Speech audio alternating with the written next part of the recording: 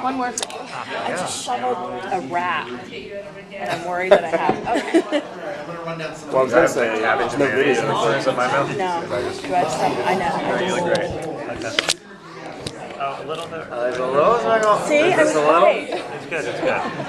It adds character.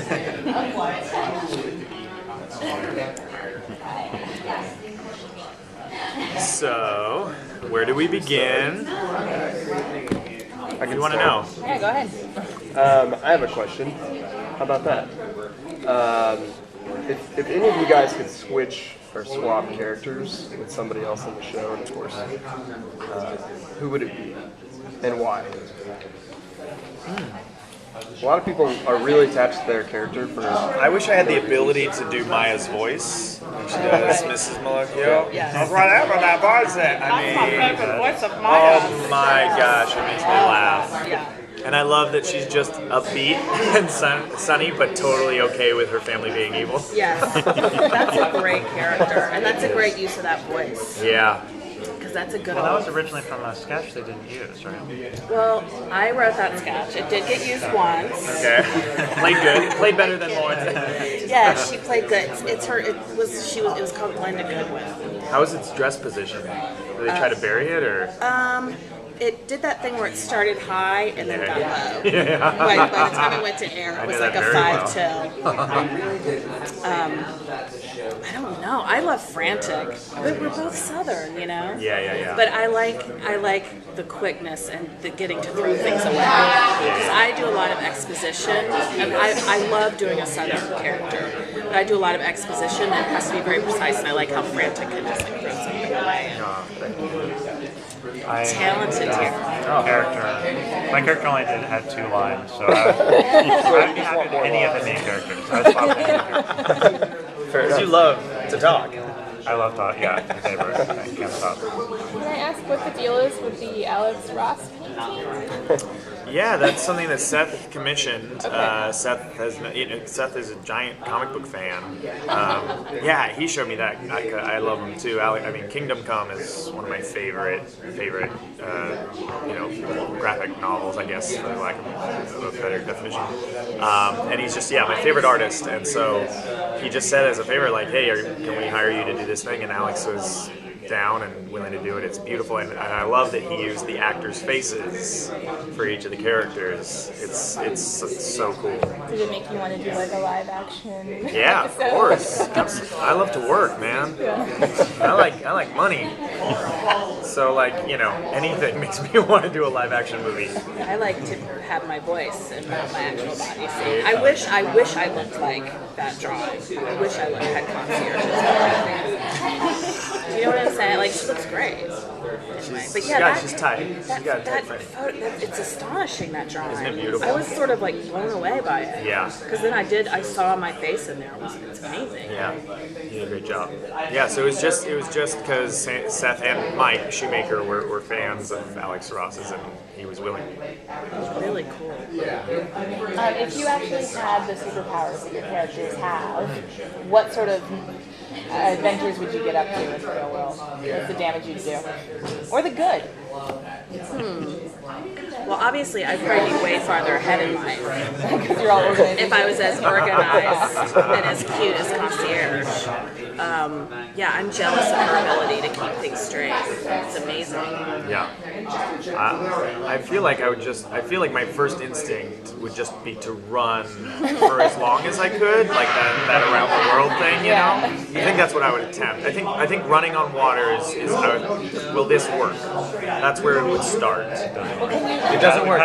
You have, okay, so it doesn't work over water. Then I'd probably kill myself. Go back in time, like the Flash? Does that work? Move fast enough that you have to ask that.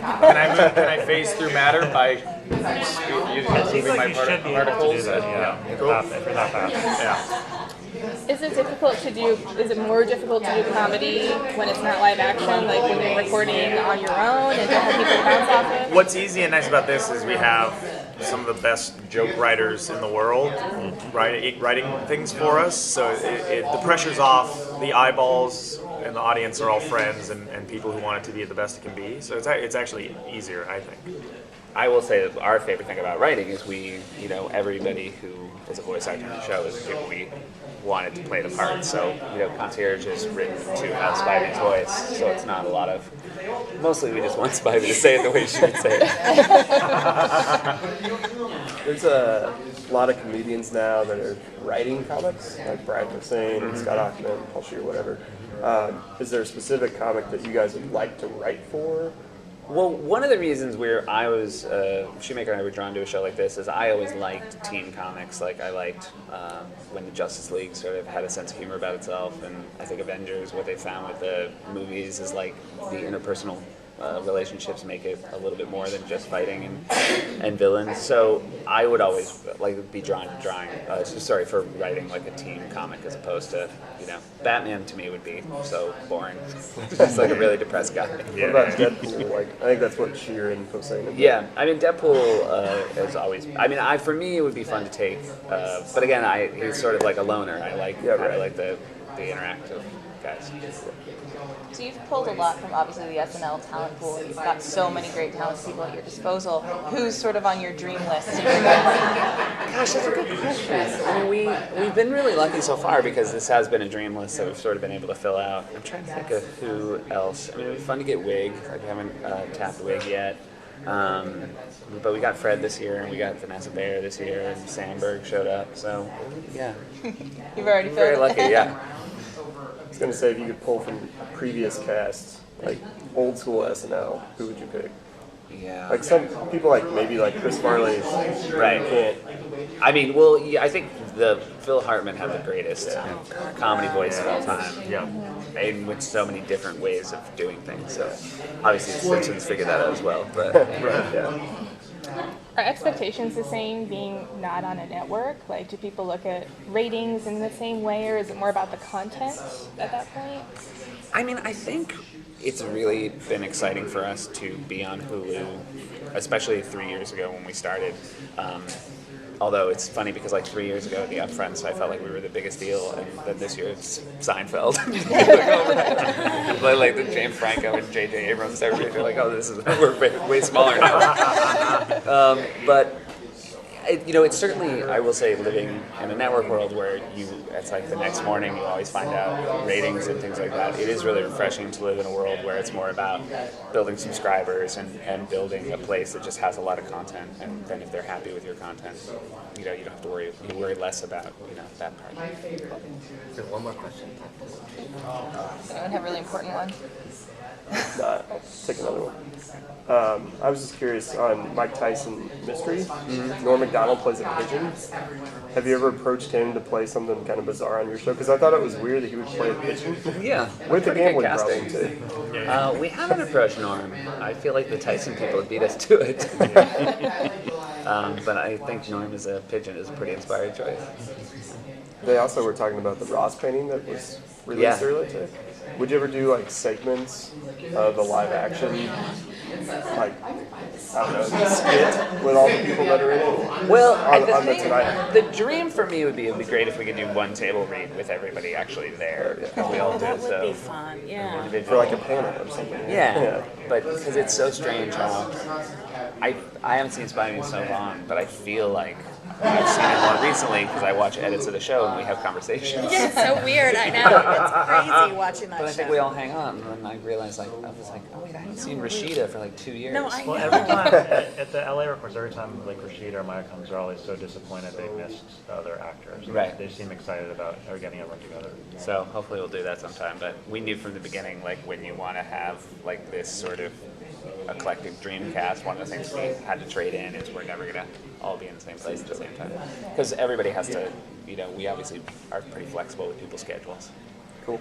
Parallel Dimension episode where people are materialized and you play it live and you shoot it it's not green screen would be pretty awesome. We would have to superimpose my head on Just floating. Just really. Okay. Oh my god. Great. Thank you. Nice to meet you all. I got knocked up young. I couldn't resist. Really? 13. Hi, everybody. Hey. What can we do to make you happy? So what do you guys think of the Alex Trebek painting? I just Oh my saw. god! Oh my Oh god! my God. It was Seth wrote to him, and you know we wanted to try and get him to do it. Like our dream is to present this show as the show that stars these people. So the idea to have somebody who could put their faces in, I didn't think it would happen. Or I didn't think he doesn't do commissions or whatever, but he did it, and it's the fact that it's like we Stared at it. that it's them, So that It's not the characters; it's the actors. it's the It's actors. actors, It yeah. really is. It's like I asked Paul. I didn't want to tell her what it was. I said, "Can you send me some pictures of you and James back that I need for something?" But then he just took it and just made everybody. And the so funniest real. part of me is that he looked at me and Bobby Lee and said, "Ike is more Asian." Reflect that. Compare the eyes. Yeah, it really is. It's funny because I have my Gadget Gal body, which is smoking. Not my body. Never was my body. I was built like a farm lady, and then like my face is young in it. So it's really the best of both worlds. Yeah, it's like the nicest thing I've ever been involved in. Yeah. It's the biggest compliment anyone's ever given me through artwork. It is. I had asked the other guys if there was a specific character you could swap places with, who would it be and why? I mean, I'm not just saying that because she's next to me, but like, Gadget Gal is so funny. Like everything she says, and I don't know if it's just because Paul is the funniest person in the world, or it's because the character's well written, but I would like to see myself as an older lady trapped in a younger woman's body. That would be fun for me. So. I'm a younger lady trapped in an old lady's body. You are In real life. That's exactly. I am I am anti-Gadget Gal. I'm the opposite of Gadget Gal. I'm on an opposite universe. I would probably want to be you because I could be that big. I call him the wall of man. Because when you hug Ike, it's just a wall. I'm gonna hug of you all man. afterwards. It's just a big, hard-shouldered wall of It's man. just a big piece of Illinois. That's all it is. A lot of real estate. We A lot of both, real we are estate. both Illinois. We're both Illinois. Illinois. They feed you a lot of corn, A lot of corn. a lot of gravy. Oh yeah. Indiana right here. Yeah. Indiana, oh yeah. Missouri. Come on, damn, Midwest, man. Is anyone? Are you guys from the Midwest? San Diego. Please leave. San Diego. Yeah. You have to leave. I don't I understand need this you to gravy. go. I need you to leave the country. We're in Canada. It's like a salad. I've been there It's like a before. salad, but it's just the dressing. Doing suicide squad. Great. Got it. We use salsa and everything. That's our I love version. it. Oh my God. So do you think your role on The Awesomes has prepared you for Suicide Ah, Squad? that's why I got hired. Yes, David Ayer called me and goes, "So you're Muscle Man, huh?" No, it did not prepare me. The only thing Muscle Man prepared me for was it hasn't prepared me for anything. It's done me. No, we win. You get nothing. This relationship is all toward me. I get you, and you don't get anything out of You it. show up and then you leave. Yeah, it will give you one of those posters, but it won't be the original. It's not gonna be signed. No, not gonna be signed. Bobby Moynihan might sign it. Maybe. Maybe. Doesn't have time. We'll see. He's busy. We don't get credit for it, but we do not get paid also. We don't get paid. So there's all that. You guys, this is a labor of love. We get paid in love. And Hulu bucks, which you can use anywhere in the Hulu campus. Hulu bucks. Now that Mindy Products moved over to Hulu He's the too, king how of- long until you're on every show? Do you want to that see they my air? tattoo? You want to see my Hulu tattoo? Hopefully soon. I'm on Mindy in this, and I want to be on Deadbeat. And Seinfeld rerun. And I'm going to be there. They're inserting me. I'm going to be Newman's neighbor, who Newman hates, but Jerry likes. Oh, They have a way now you can walk past a Yeah, window. yeah. It's and like be- remember when Fred Astaire did the commercial with the vacuum cleaner? Yeah. That's the same You're technology. just gonna They're do that for all episodes. I'm a Seinfeld fan, and I think it's ruining the show. But you ding ding ding. But you're still not stopping it. Let's talk about that money, guys. He's just going to be standing very still in mirrors on Seinfeld. He's just right in the background behind Jerry's. But you see like slight like a little like head twitch. Yeah, just a slight twitch. It's just the Hitchcock trying to find you in it. That's what it is. It's an Easter I had egg. a Yeah. Sometimes you're on one of the cereal boxes, like a life cereal box. You gotta like freeze and zoom in. there's This is such a random thing, but my best friend from Illinois that I grew up with, she came to SNL for the first time, and I told her, do not take photos of people, do not take pictures of people. And then it was my first year, and I was really nervous, and I was like, we went to the party, and Jerry Seinfeld walked in, and he was standing directly behind us, and she went like this.